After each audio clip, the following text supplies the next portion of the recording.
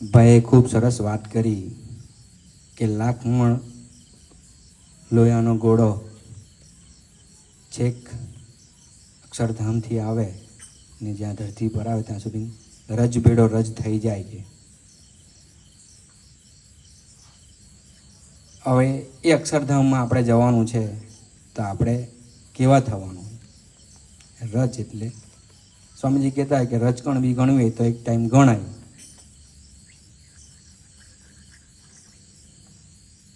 ભાઈનો કાલે ફોન આવ્યો. ભાઈ કે કાલે તમારે ગોષ્ઠી કરવાની છે. આપણો બહુ વિષય નહીં મળે, પણ ભાઈ કે હવે આપણે તો શું કહેવાય કે એની ટાઈમ બંદૂકમાં ગોળી ભરી રાખવાની, કે ગમે ત્યાં પ્રવચન કરવાનું થશે જ.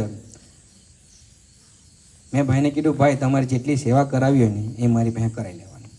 પણ ભાઈ કે જો દિવેશભાઈ એમ કહે આપણે તો બધી રીતના ટેવાવું પડશે, સેવામાં બી, પ્રવચનમાં પણ, અને એ ટુ ઝેડ.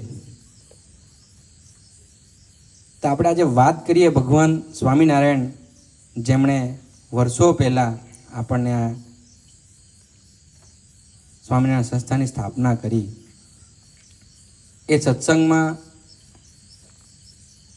આપણે એવા કયા પુણ્ય કર્યા છે જે આપણને આ સત્સંગમાં બેસવાની પ્રાપ્તિ થઈ?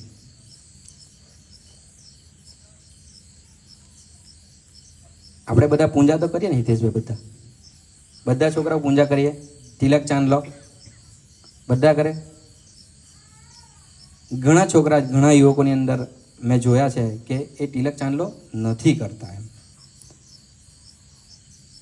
તો અત્યારે મારી શોપમાં એક મહિનો રમઝાન મહિનો ગયો ભાઈ. તે રમઝાન મહિનામાં મારા ત્યાં જે બ્લુ મૂન પર કામ કરે એ બધા મુસલમાન ભાઈઓ. એમ તે એક મહિનો મેં એ લોકોની જે દિવસની ક્રિયા, દિનચર્ચા, કે એ લોકોને અલ્લાહ માટે કંઈ પણ કરવા તૈયાર. એમ 5 ટાઈમની નમાઝ એવરી ડે, એક પણ ટાઈમ ચૂકે નહીં. મારી બ્લુ મૂન શોપને ટારું મારવા પડે તો મારી દે, પણ એ લોકો એક પણ દિવસ નમાઝ ચૂકતા નથી. કેવળ ને કેવળ એમને અલ્લાહને રાજી કરવા. તો આપણે આ સત્સંગ સભાની અંદર નિયમિત આવવાનું કારણ આ છે કે જો એ લોકોના ભગવાનને રાજી કરવા માટે 1 મિનિટ પણ લેટ થતા નથી, તો આપણે આ સભામાં આવતા 8:30, 8:45, 8:15 શા માટે થાય? તો મેં બધાને આજે પ્રાર્થના કરું કે આપણે જો આપણો સત્સંગનો જે ટાઈમ છે નિયમિત 8 વાગે આપણી સભા સ્ટાર્ટ થઈ જાય છે. તો આજે સૌ ભક્તોને, ભાઈઓને, બાળકોને, બહેનોને અને મારા કાર્યકર્તા ભક્તોને કે જો એ લોકોના ભગવાનને રાજી કરવા માટે 1 પણ મિનિટ જે એમનો બાંગ પુકારાય એ પહેલાં પહોંચી જતા જ હોય છે. તો આપણે આપણી આજે શિવભાઈ સહજાનંદ સ્વામી મહારાજની જે બોલાવે ત્યાર પછી કેમ આવીએ?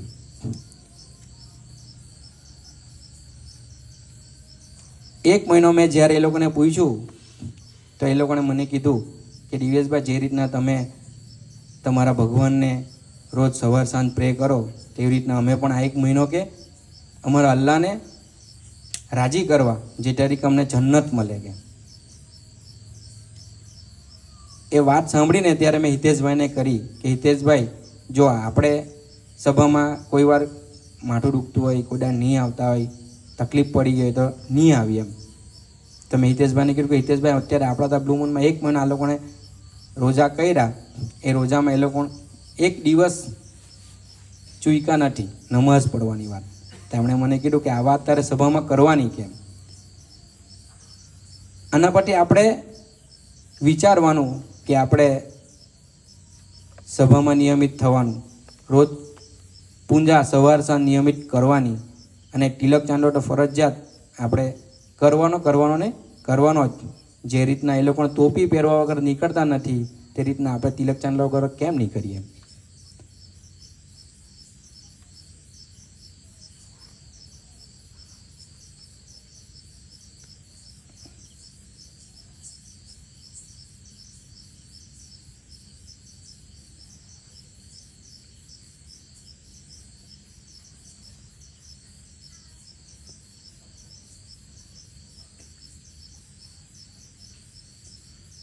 સ્વામીજી એકવાર રાજકોટ વિચરણમાં માંડાવડ ગામ પધાર્યા હતા, માણાવદર. તો ત્યાંથી થોડાક ભક્તો પણ સ્વામીજીના દર્શન કરવા માટે પધાર્યા હતા. તેમાં એક યુવક પણ એ દર્શનમાં હાજર હતા. જેમની સાથે ભક્તો ગયા, એ જે યુવક હતો એ યુવકને ઘણી બધી બીમારી હતી. કે એ બીમારીની પ્રાર્થના સ્વામીજીને કરતા હતા કે સ્વામીજી, એમને લઘુનો પ્રોબ્લેમ છે, એમને ઊભી નથી રહેવાતું. એવી બધી પ્રાર્થના સ્વામીજીને કરી. સ્વામીજી એકદમ એકર ધ્યાનથી એ પ્રાર્થના સાંભળતા હતા. જે ભક્ત કહેતા હતા એ છોકરા માટે, એ યુવક માટે, કે શું શું પ્રોબ્લેમ છે એ છોકરાને. ત્યારે સ્વામીજીએ બહુ શાંતિથી વિચારીને એમને જવાબ આપ્યો કે એ ભૂંડું ભારબ્ધ છે કે એમનું.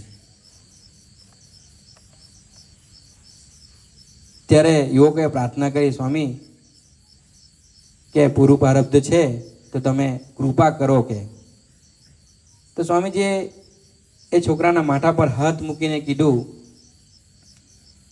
કે ગુણાતીતાનંદ સ્વામી કહેતા કે કોઈના માથા પર હાથ મૂકીએ તો પણ અમે એમનું ટાળીએ પણ ઘટતું હોતું નથી. છેલ્લાનું 7 અને 11.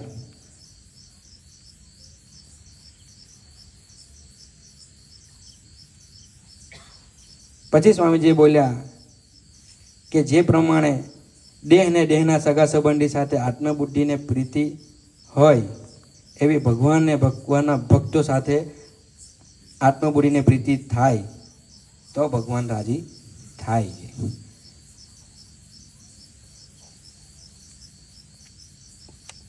વાત સમજવા જેવી છે કે ભગવાનને ભગવાનના ભક્ત સારું આત્મબુદ્ધિને પ્રીતિ જેવી ભગવાનને ભગવાનના સારું હોય એવી. તો આપણે ભગવાન જ્યારે આવે, અહીંયા પ્રબોધ સ્વામી આવે કે સ્વામીજી આવ્યા, ત્યારે કેવી બુદ્ધિ લગાવ્યા વગર એમને જય સ્વામિનારાયણ કેટલા દિલથી આવીએ, કેટલા આનંદથી કે પ્રબોધ સ્વામી અહીંયા આવે છે, કે હરિપ્રસાદ સ્વામી અહીંયા આવી ગયા છે. કે એવી જ રીતે જ્યારે કોઈ ભક્ત આપણી ઘરે કે કોઈ ભક્ત આપણને રસ્તે મળે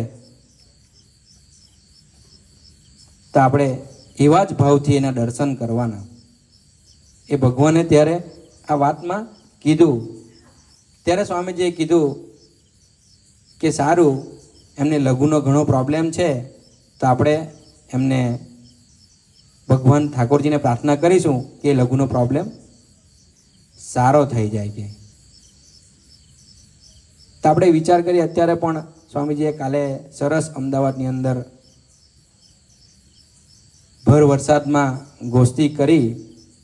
ત્યારે વિડીયો જ્યારે મેં જોયો તો મને આપણું ફર્સ્ટ ટાઈમ દિનકર ભવન યાદ આવ્યું. કે જે રીતે દિનકર ભવનની અંદર હરિપ્રસાદ સ્વામીજીએ ગોષ્ઠી કરી હતી વરસાદની અંદર, ને કોઈ ભક્ત એ જગ્યા પરથી હૈલું પણ નહીં હતું. એવી જ રીતે કાલે અમદાવાદની અંદર પણ પ્રબોધ સ્વામીએ સરસ ગોષ્ઠી કરી. 10 મિનિટ કરી પણ સરસ વાત કરી. એમ કે અમદાવાદની અંદર ગરમી તો પડે છે ને, એટલે ભગવાને વરસાદ પાડ્યો, કે થોડીક ઠંડક કરી આપી. કે પછી પ્રબોધ સ્વામીએ વાત કરી કે આપણે એ ઠંડક નથી જોઈતી, આપણે તો આપણા આત્માની ઠંડક કરવાની છે. કે તો બ્રહ્મવિહારી સ્વામીની વાત કરી એમણે. ત્યારે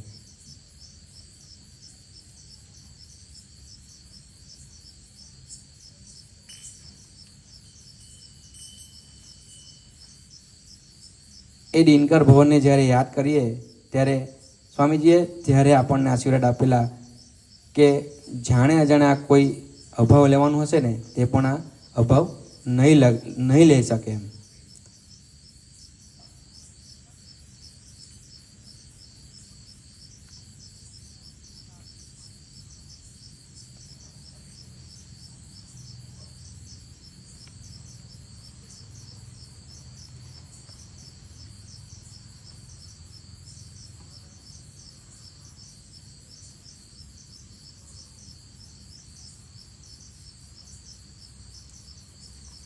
સ્વામિનારાયણ હરે સ્વામીએ વાત કરી છે, ભગવાનના ભક્તોનો અવગુણ આવે ત્યારે તેમાં ગુણ હોય તે વિચારવા તો અવગુણ ટળી જાય. જેમ 5 લડવા આવે અને સામા 50 આવે તો તેની હાર થાય છે, તેમ ગુણ તો ઘણા હોય તે જ વિચારવાના, તો દોષ થોડા હોય તે ટળી જાય છે. ને જો દોષ ઝાંઝા હોય તો સત્સંગમાં રહેવા નહીં, ને જીવને બળ પામવાનો હેતુ સત્સંગ જ છે. જેમ ખાય તેમ બળિયો થાય, તેમ એક તો આ બધા મંદિર કરે ને સત્સંગમાં ન રહે, ને એક તો ઈંટ પણ ન લીધે હોય ને સત્સંગમાં રહે, એમ સમજણમાં રહ્યું છે. તે ઉતરતાને સંગ ઉતારતો ઉતરી જાય. જેમ બ્રાહ્મણ હોય તે ઢેઢને સારું ઢેઢ થઈ ગયો તેમ થાય. ભાઈને મેં ઘણી વાર વાત કરું કે ભાઈ મને ઘણી વાર અભાવ આવે, તો ભાઈ મને વાત કરે કે જો આપણે બધા જ ભક્તોની અંદર ભગવાને એક ગુણ મૂકેલો છે, કેમ એ ગુણની આવડત રાખવાની કે એની અંદર કયો ગુણ છે. ઘણીવાર મારે એમની સાથે બેસવાનું થાય, મંડળમાં કોઈ છોકરા જોડે મારાથી કોઈ વાત થઈ જાય એવી, તો મને એનો અભાવ પણ આવી જાય. તો મેં ભાઈને એને ખુલ્લા દિલની વાત કરી શકું એમ. તો ભાઈ કે જો દેવ, જીવનમાં કોઈ દિવસ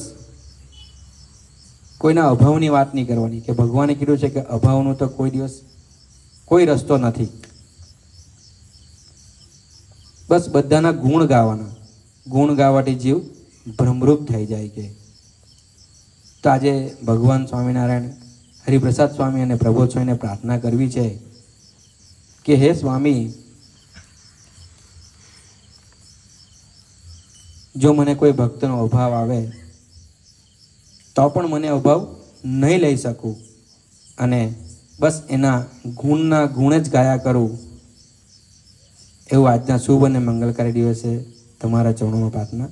જય સ્વામિનારાયણ.